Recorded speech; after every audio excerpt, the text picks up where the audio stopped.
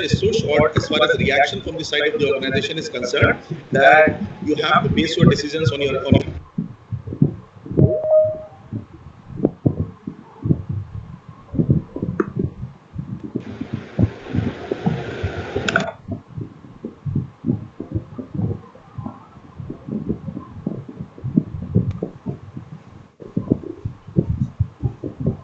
See, I said yesterday that please do not play around, do not try to take control. And today again, somebody is trying to mute me.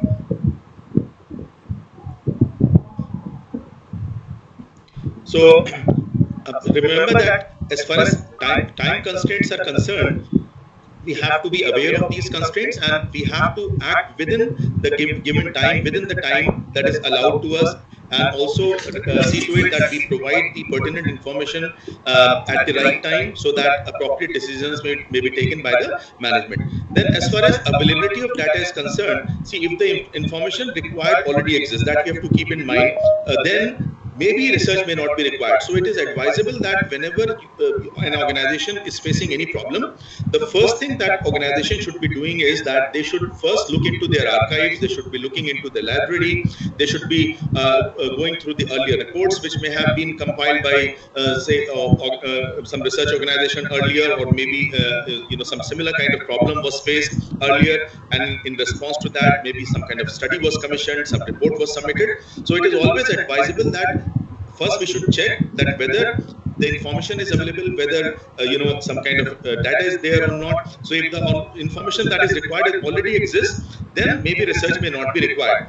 Then what is the type of decision? So if the decision is important, just recall again, I'll like to take you back to what we discussed yesterday as far as short-term, tactical, and long-term or strategic decisions are concerned.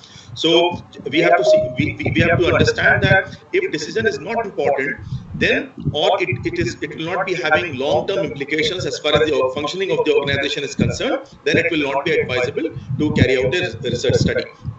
Now, if you look at the benefits and cost, so managers should always undertake cost-benefit analysis, and only after they find out that the benefits that will be accruing from the point of view of the organization will be more than the cost that will be involved, only then a study should be commissioned. So if you look at this flow chart, I think it will help us in understanding what we discussed just now.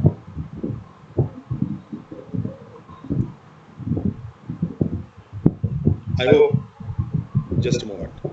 See, when should the research be undertaken? See, from the point of view of time constraints. Somebody has posted a message on my WhatsApp that, just a moment.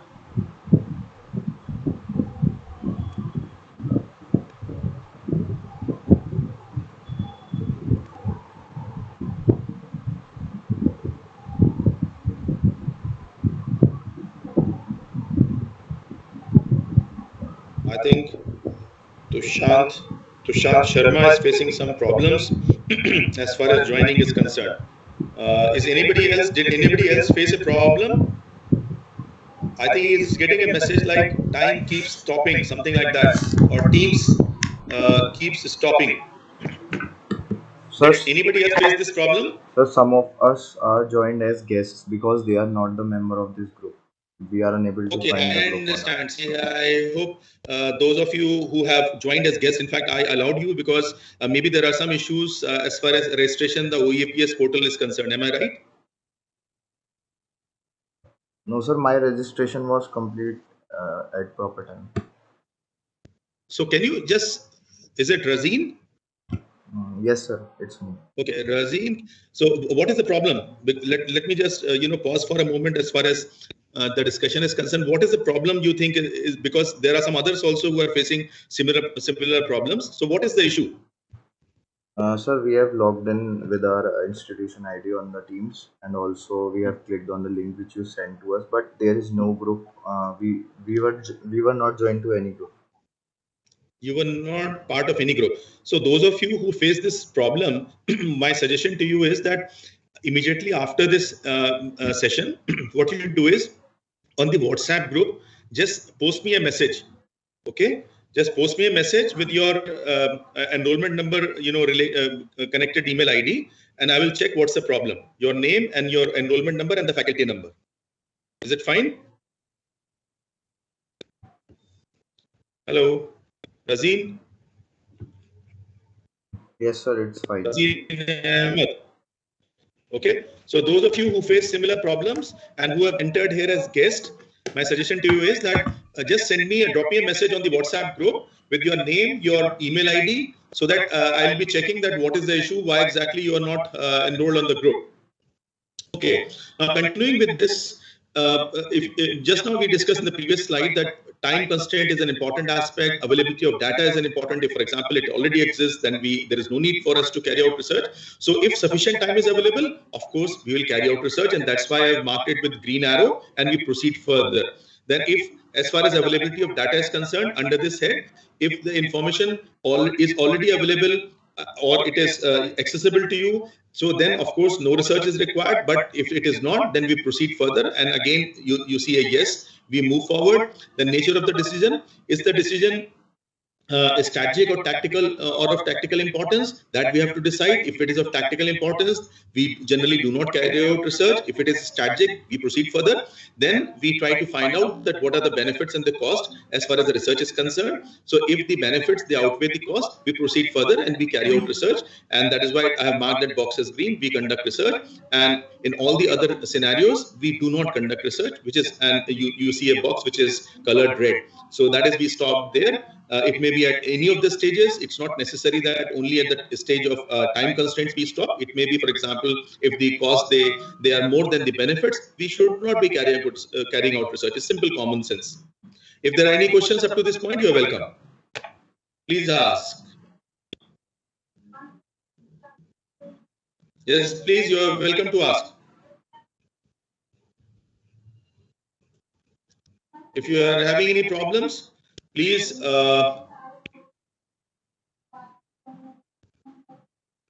excuse me, sir. Yes. Yes, sir. I just wanted to ask, sir, if there are 4 boxes, there are 4 criteria that we've decided. If all 4 match, then we should conduct research. So I wanted to ask, do they does the need to supersede if the research seems to be very important, but we have a time constraint. So what should one do in that case? I mean, I just wanted to ask if 4 of the boxes need to be satisfied simultaneously. You mean to say time available is short, but the research or, for example, the issue is very important. This is what you're saying? Yes, yes. Okay, yes, the sir, time available is short.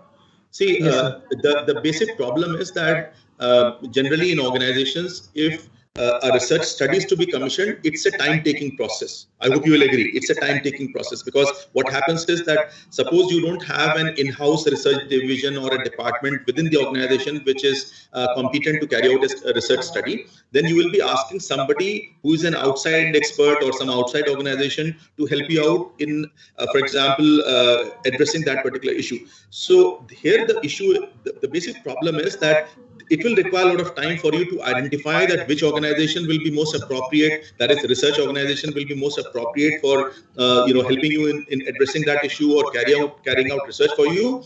So now that you're yourself saying that the time available is short. So when the time available is short, so this means that it will be better that if the competent people in the organization, or, for example, by competent, I don't mean that other people are incompetent only if you are competent. By this, what I mean is that people who are at the top level or who are at the level of taking the decisions, they have to sit down, they have to find out that, based upon their experience, based maybe upon similar situations which they may have encountered in the past, that what action has to be taken by them. Because there is no shortcut as far as research is concerned. Because if you say compress and you say that, okay, we will be carrying out the entire research activity within a week's time, and then we'll come up with certain findings based upon which some action will be taken. So you may be wrong, and you may be arriving at the wrong decisions. So it is, and you may be wasting a lot of money also. It is not simply that it's a matter of time. If you commission a study and some organization is involved in carrying out research for you, they are not doing it free for you. So you will be wasting a lot of money, because by the time the research findings are there with you, by that time already the problem may be over, because the time available was so short for you to react. So my in this particular case, so it's a it's a very dicey kind of thing. It's a problematic scenario, but you have to understand and we have to appreciate that in such scenarios, most of the time research cannot be carried out. Any other? Now, there are not two major trends. There is some typo there. So business research, in fact, if you look at it from the point of view of what's happening in the current context, or the current century, or 21st century. So here, see, as far as research is concerned, remember that it has become global. It has market knowledge is essential for you. So, for example, organizations like Nielsen, they are, more than 67% of their business is international business. General information about the country you have to be aware of, cultural and consumer aspects and factors you have to be aware of. There are so many variables which are operating. This is what we discussed yesterday also. So you have to appreciate that. Then the other issue is that, see, because of the growth of internet, what has happened is that geographies have been collapsing. The time, now we are talking of internet time. So time is collapsing. Crossing oceans is only a mouse click away. I hope you will agree. So we are always, and we want solutions which are 24/7 solutions. For example, if something bad happens to my, God forbid, my mobile phone, or for example, any electronic device or gadget which I'm using, I want it to be, that issue to be immediately addressed. So that is why organizations, they provide us hotline numbers, and we can dial them up, or for example we can contact them, and then they can remotely connect to our device and they can help us in solving the problem. Or for example, they can remotely control, for example, our screens. They can, for example, access our laptops or other devices, and whatever is the issue, they can help us in addressing the issue. So we have to appreciate that we want instantaneous solutions. And for this, what is happening is that the time, because just prior to this, you asked this question about time available is short. Even otherwise, what's happening is that whatever problems we are encountering, we want quick solutions to those problems. And that is why a large number of organizations, they are not now no more in a reactive mode. What they are doing is that they are trying to carry out research to identify opportunities which may arise in the near future, so that they are future ready. Sorry. Okay, we are stopping here as far as this particular section was concerned, and in a short while I'll move to a new section in this unit 1 that we are discussing.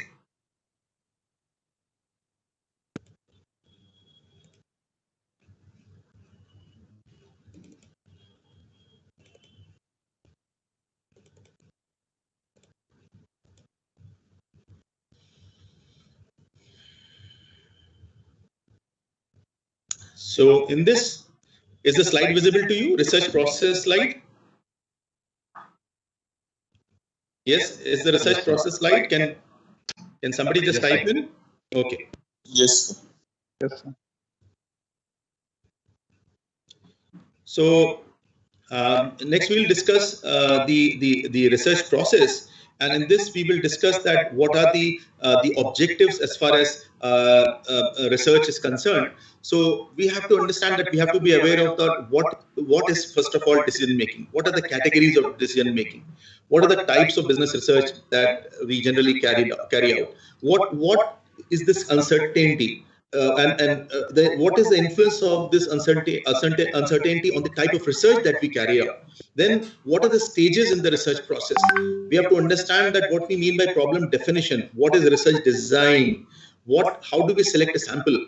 How do we collect data? How do we generate data? How do we process the data and analyze the data that we are generating? And how do we arrive at the conclusions, and how do we prepare a report? So this is all that we'll be discussing in this particular interaction.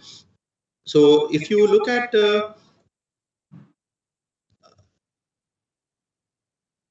first slide, see, it tries to make us understand that what is this decision making all about. So how exactly managers, for example, how exactly we make decisions about the various problems which we may be encountering, or for example, the opportunities which may arise. So in fact, decision making is nothing but, you will agree, the process of resolving a problem or choosing among some alternative opportunities. In fact, yesterday I was discussing with you that deciding that whether you will be attending a class or not, it's a decision on your part. Deciding that which game you will be playing, it's a decision on your part. Deciding that which, for example, when you joined this department, you took a decision that which course you will be going for, whether it will be MBA and some other opportunities all may all, may of course have been there, and you decided that okay, you will be opting for this particular program. And now you may be planning that what you will be doing next. Some of you may be planning to, for example, go for research. Some of you may be planning to go for, some kind of other specialized courses within this field. Some of you may be planning to join, for example, some organization. So you have to generally, what is happening is that at every stage, some kind of decision making is involved. So every business problem or decision making situation, in fact, we can classify on a continuum. We'll discuss that what exactly is this continuum in the next few slides. So we can place it on a continuum, and if you look at this continuum, at one end we have complete certainty, and on the other end we have absolute ambiguity. So when we say absolute ambiguity and certainty, just look at this. See, what is decision making? We have, complete certainty. We have absolute ambiguity. Tell me that, are we, for example, as far as different problems that we face or you may have faced in life, were you having complete information about the problem? Yes, please. No. Do we have complete information about the problem? Do we have complete information about the available opportunities? Most of the time we don't have complete information with us. So and see, on the other hand, we have absolute ambiguity. We are not aware. We have no idea. For example, suppose you are moving in a vehicle and it suddenly breaks down. Something happens to it. So suppose you don't know how to repair a vehicle. Suppose you don't know anything about how that engine of that particular vehicle functions. So you are totally at a loss that what is to be done next. Generally, what happens is that if you are facing some problems, for example, there is a flat tire, or for example, the battery goes bad. So it's easy for us to make out that how exactly it will be solved. But the problem arises when, for example, something goes bad as far as the engine is concerned. Now here you are at loss. You really don't know what is to be done. So we don't have information about it. So you have to decide what is to be done next. So what are the categories of decision making? See, when we talk of certainty, so here what's happening is that the decision maker, it is said that the decision maker has all the information about the problem. But I think you will agree, just now we discussed in the previous slide, that it is a rarity. It is not possible that I, as a decision maker, will be having all the information with me about the various possible outcomes of this particular decision, of whatever decision I'll be taking. Are we aware? We are not aware of all the possible outcomes. That if we adopt a particular course of action, what will be the end result? We are not aware. We are also not having most of the time complete information about the problem which we are facing, or for example, about the opportunities. Had that been the case, then no business would have failed. I hope you agree. No business would have failed. Does anybody have an idea that different brands are launched in the market? Different brands are launched. What is the success rate of brands as far as the market is concerned? Any idea? Very low. What very low is a very diplomatic answer. 10%, 20%, 30%. Any rough guesses? Anybody would like to guess? What is the success rate as far as 3%? 3%. I'm talking of success rate. For example, the total brands which are launched in the market in general, if we talk of. So what may be the success rate? For example, 10 brands are launched in the market. Out of them, how many of them may be surviving in the market or maybe existing in the market, say 1 year down the line? So less than 10 to 30%. 10 to 30%. Less than 1%.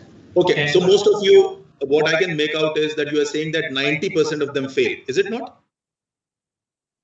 In other words, can't I say this? When you say 10% are successful, this means 90% are failing. Am I right? Yes, sir.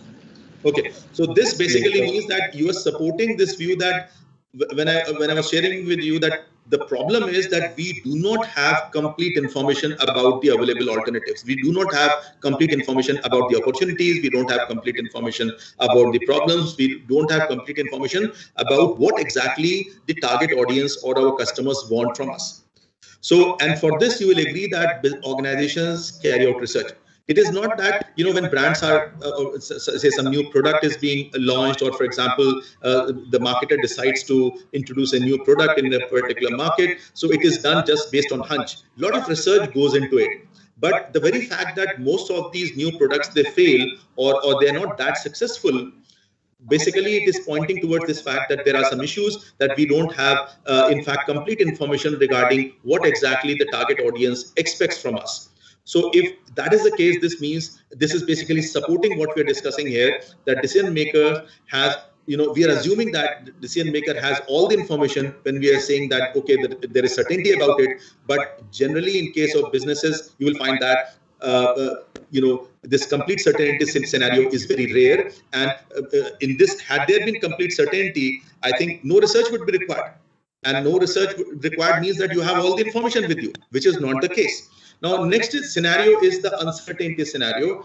In this, this is another category of decision making. Here, what is happening is the general nature of the problem is known to us, but what exactly is needed is that information about the various alternatives is incomplete. It is more of some digging is required, more of information is required, so that we have we can decide that which particular alternative will be most appropriate.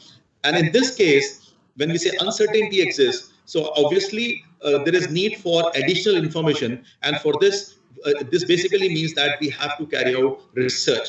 And we have to carry out research to clarify the nature or to better understand what the problem is, so that the right decision can be taken by us. Now, as far as ambiguity is concerned, here what is happening is that the nature of the problem is totally unclear to you. You really don't know what has happened, what has hit you as an organization. So objectives and alternatives are difficult for anybody to define. So it is one of the most difficult decision making situations, and a lot of research is required so as to take the appropriate decision as far as this particular situation is concerned, that is situation of ambiguity.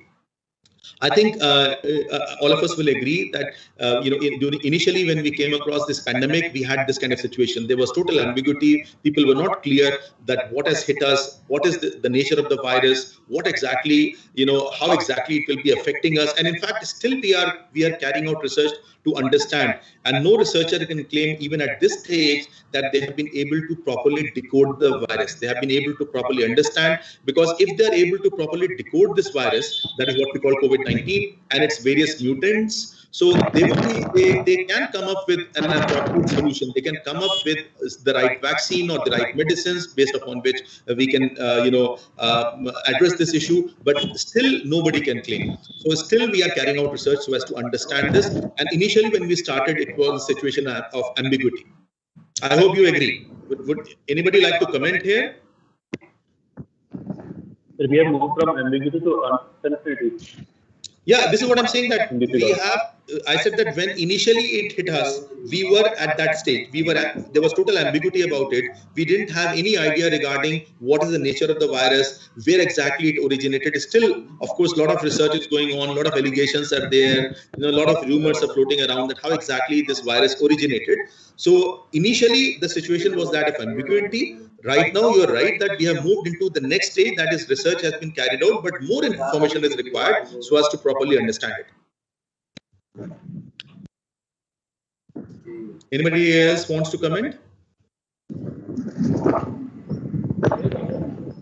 Yes? So what would be the line of action in case of complete ambiguity?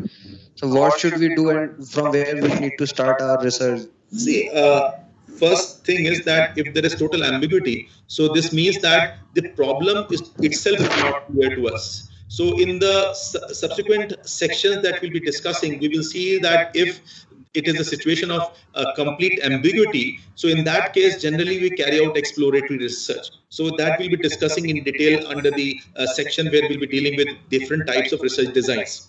Fine. So, but at this stage, just remember that if it's a situation of ambiguity or we are not clear about the problem, so at that during this particular situation, what is best or what is most advisable for a researcher to do is that they should be carrying out exploratory research first to understand the problem, because once they are able to understand the problem, then they can move to the other stages as far as the research is concerned.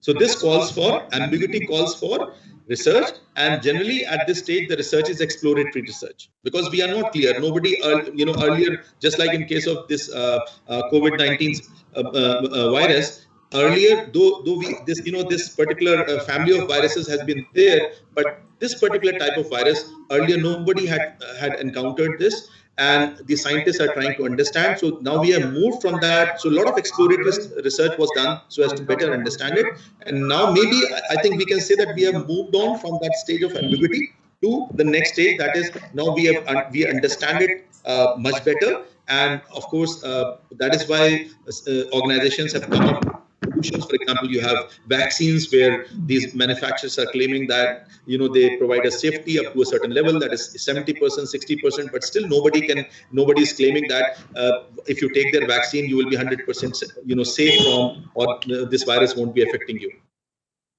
So still it means that research is required so as to come up with solutions which are still better than these earlier ones, or the current vaccines that we are having. Okay. See, the different types of research that are required. So depending upon the degree of uncertainty of a problem, so we can classify researches into exploratory. This is what I think Imran was asking earlier, and in fact this is what I tried to explain, that depending upon the uncertainty, we'll be deciding that which particular type of research is required. So generally, this exploratory research is carried out so as to better understand a problem, to better clarify what are the issues which are involved, and then we move to the next stage, that is the stage of descriptive research. So here in this interaction, I'll not be going very deep into exploratory and descriptive. Why? Because we'll be discussing this in great detail in the subsequent interactions. In fact, we have a separate section that deals with different types of research designs, and basically this will be covered in detail in research designs. But at this stage, just understand that if you want to understand the problem, you want to clarify the problem, then we have to carry out exploratory research. Once the problem is defined, once we have understood what the problem is, once we are able to make out that what are the variables which are of interest to us, then we move to the stage of descriptive research. And here we describe the characteristics of a population of phenomena of interest, and it is assumed that we have some basic understanding of the problem that we are facing. Once we have moved, we have crossed this stage, then generally we are in a position to carry out some kind of experimentation, and this takes us to the next stage, that is the stage of causal research, and this generally is conducted to identify the cause and effect relationships. You will agree that we can carry out this cause and studies which in which we are trying to identify the cause and effect relationships once we are very clear about what is the cause, what is the effect. So this means that we are clear about what is the dependent variable, what is the independent variable, or in general what are the variables which are involved, and then only we can proceed to this next stage, that is stage of causal research. So as far as this influence of uncertainty on types of research is concerned, see, we'll go slightly deeper into it, and some common or everyday examples we have tried to consider here. So those of you who are from Islamic banking, or those of you are from hospital administration streams, so for them also it will not be a difficulty as far as understanding these examples are concerned. So if you look at exploratory research, so we are talking of ambiguous problem. This is what I shared with you earlier also. So for example, the sales are declining. For example, you are into the business of selling, or you are into the business of manufacturing a certain type of product. But what has happened over the years or over a certain period of time is that people are no more buying your offering. So sales are declining. So would people be interested in our new product idea? You want to find out this. Now, this is a new product, remember, it has not yet been launched. So you want to find out something about that. How will people be reacting to this new product or new service that you'll be introducing to them?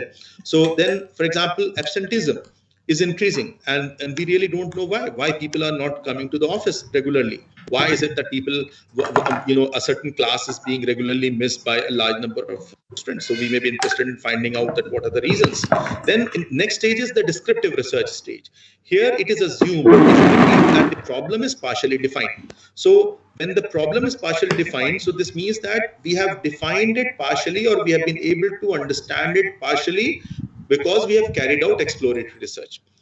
Now, in this type of research, we try to address questions like what kinds of people are buying our product? Who are the people who purchase my product? Because if I'm clear about the target audience, and if I'm clear about their demographic profile, so maybe I can improve upon my offerings, I can improve upon my services, and I can better address the needs of my target audience. So who buys, for example, my competitors' products? It's not that simply I should be interested in knowing about who's buying my product, but I should also be interested in knowing and try to find out that who all are buying my competitors' products, because that will help me in understanding that what exactly are they after, what exactly do they want. So what features are important from the point of view of people whom I wish to target. Then see the last stage or type of research, that is causal research.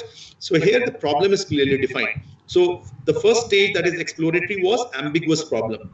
Next was descriptive research. In descriptive research, it is assumed that the problem has been partially defined by the researcher.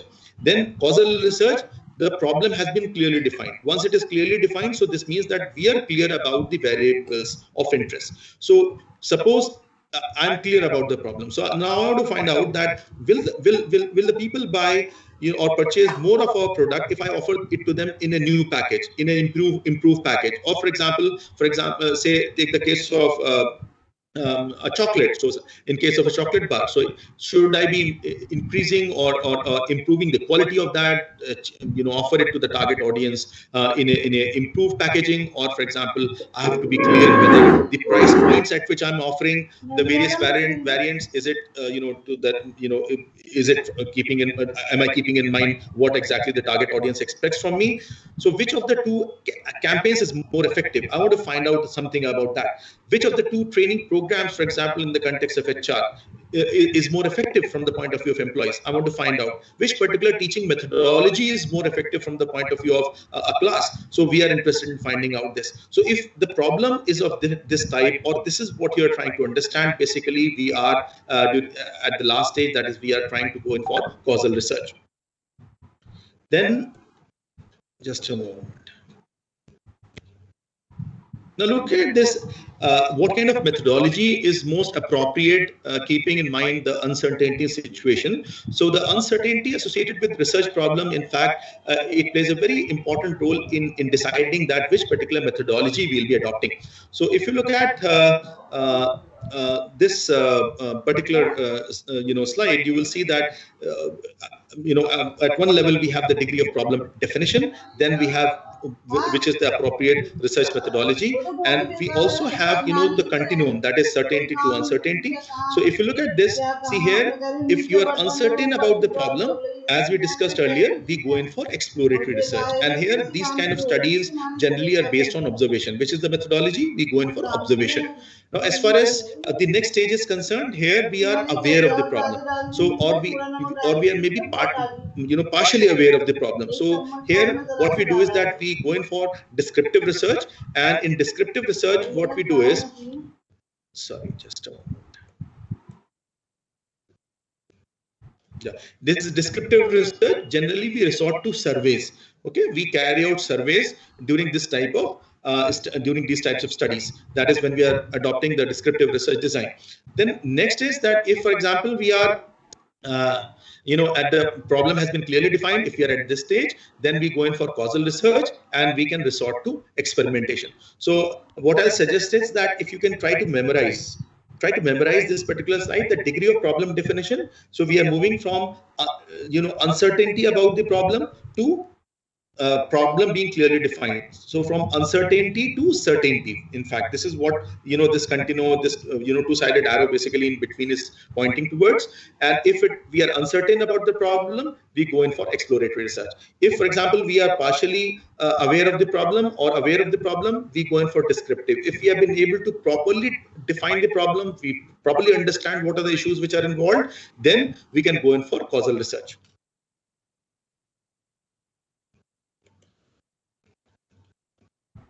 Next, we'll be discussing the stages in research process. So, in fact, remember that research is a cyclical process. Now, when we say cyclical process, remember that why we say cyclical, because sometimes the end result of research is more research. This is something very interesting. The end result of research is such that it requires more of research. So it continues. It continues. In fact, if you recall, yesterday also shared, and today let me repeat, that no research is perfect. No research is perfect. No doctoral thesis is perfect. So if it is not perfect, so this means that more of research is required to understand that particular problem. And this, situation of complete certainty, we discussed initially also, today also we discussed that this situation is very rare. It's very rare for us to have all the information about a particular problem. So research is a cyclical process, and conclusions generate new ideas, and these new ideas may require further research at times to better understand that what will be the outcome. Suppose if we go in for if we adopt a particular course of action, or for example a particular problem is there, we carried out research, we arrived at certain findings based upon that, but some of the findings may be such that they may be pointing towards this fact that more of research is required to understand those aspects. So the stages are functionally interrelated. There are forward linkages, there are backward linkages. So let us see that what we mean by this in the next few slides. Look at this slide. What are the stages which are involved? So, as is very obvious, the first stage is the problem discovery or definition stage. So first we are trying to understand what the problem is. We are trying to define what that particular problem. And if we are able to define the problem, if you recall in the previous slides, we discussed that depending upon whether we have understood it partially or we have completely understood it, on that would depend what kind of design we'll be adopting. So that's why the next stage is that of research design. Once we are clear about the design, that how we'll be proceeding further, what kind of methodology we'll be adopting, after that we will be deciding that what kind of sampling we'll be going in for. So sampling, in simple terms, you can understand. In fact, this is a very interesting and simple example for us to make out what sampling basically means. That suppose you want to find out that whether the rice has been cooked in a vessel. You are cooking rice and you want to find out whether it has been properly cooked or not. So generally what we do is, or what a cook does is, that the cook mixes the rice in that vessel, and then after mixing the rice, the cook picks up 1 or 2 grains of rice from that bowl, from that vessel, and then after meshing those grains of rice, decides or makes out whether the rice in that bowl or that vessel has been properly cooked or not. Similarly, in case of social sciences or the researches that we do, what we are trying to do is that we are trying to get a feel of that what exactly, suppose you want to find out what exactly the students want from a teacher. So one of the methods that I can adopt is that based upon my likes and dislikes, I can select few of you, and then I can interact with you, and I can try to find out that what exactly you expect from a teacher.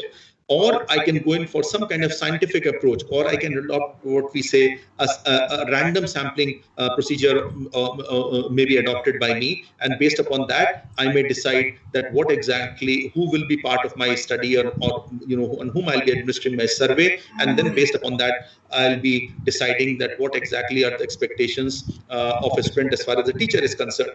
So sampling is of different types. We'll be discussing this in detail in a separate section. So at this stage, we have a stage of sampling. Then in the next few slides, we'll be briefly discussing these concepts. So then we have the stage of data gathering. Once we are clear about who will be part of my sample, then what we do is that we generate data from that particular sample. So the data may be quantitative, the data may be qualitative. The qualitative data means that suppose I'm carrying out exploratory study, so it may be in the form of words, in the form of sentences, in the form of paragraphs, which are originating from individuals or entities with whom I'm interacting with or whom I'm observing, or I may be using a questionnaire, for example, or something which is similar to an MCQ type of questionnaire I may be using, and I'll be administering that on my subjects. I'll get some kind of feedback from them, and then I'll generate data. And after I've generated data from them, what I'll be doing is I'll be processing the data, and after processing the data, I'll be analyzing the data. And once I've analyzed, I'll draw certain conclusions. Based upon that, I'll prepare a report and maybe submit the report to the appropriate people in the organization. Suppose I have been asked, or study has been commissioned, and I'm the research organization. So I'll be preparing my report. I'll be submitting it to the organization. Now, certain aspects of the report, certain aspects of my conclusions may require further research, and that is why it is mentioned, and so on. So it may continue. Those aspects may require more of understanding. So more of they need to be defined properly. And once we have been able to define those aspects which are not clear during the first stage, then we proceed further, and this cycle continues. Okay. See, when we say problem discovery and definition, here I would like to cite what Einstein said, that formulation of problem is often more essential than its solution. So he said that formulation of a problem is often more essential than its solution. So it is one of the most important steps. Most of the time, what researchers think is that it's a waste of time. We should not be spending too much time in defining the problem. But this is the fundamental mistake that they commit. Because once we are clear about the problem, we are clear about the variables of interest. So it provides us a clear direction.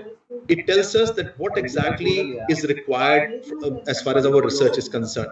So because if we are clear about the problem, we are clear whether we are grappling with symptoms or we are grappling with the problem itself.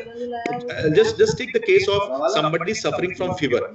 So if you are trying to cure the fever without understanding that what is the cause of that fever, so that fever will never go away.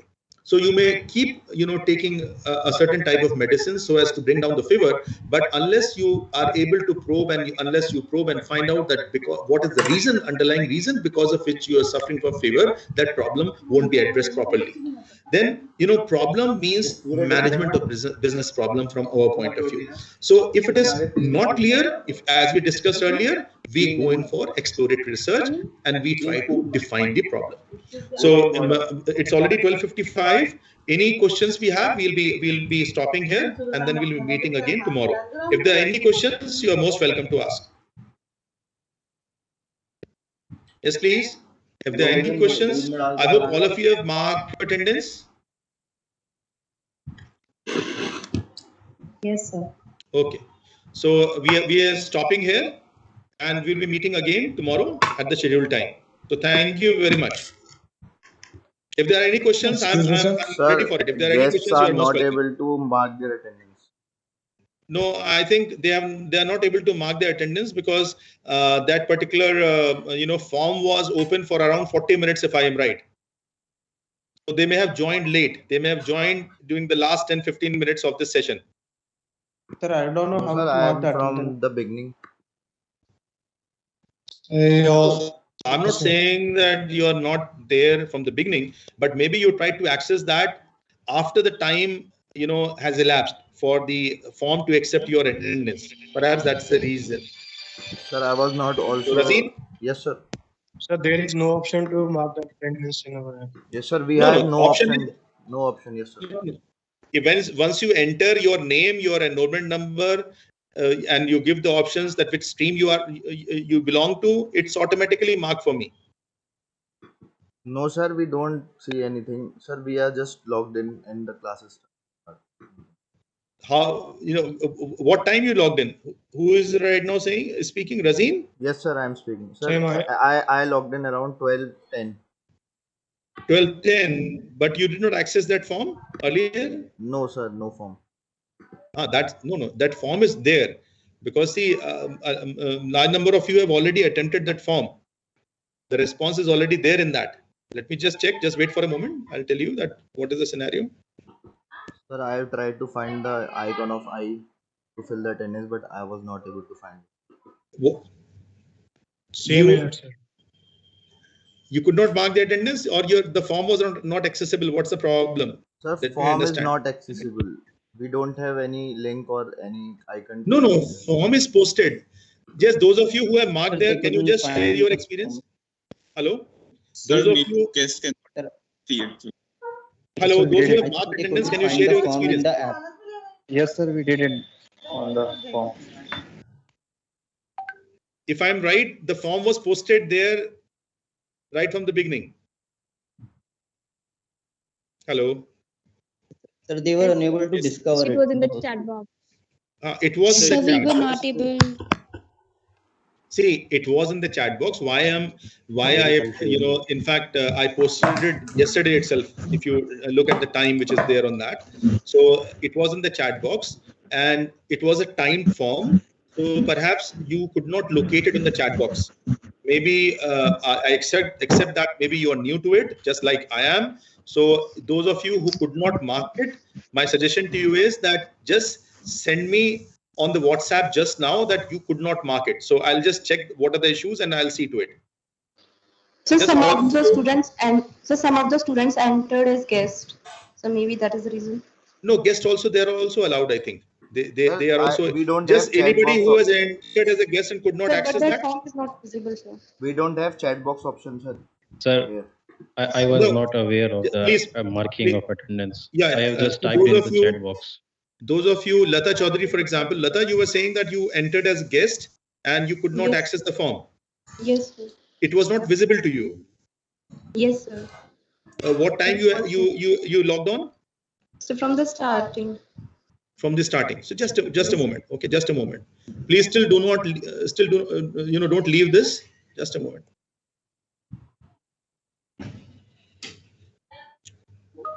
Do not leave it, because what I have done is that I will just now I'm downloading your attendance separately.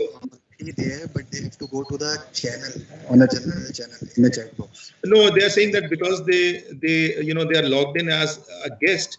So those of you who are logged in as a guest, they also should be posting a message on the WhatsApp group that why exactly they could not register, and they should be sending me their enrollment number, linked email IDs, as also their complete name. So I'll check what's the technical issue involved.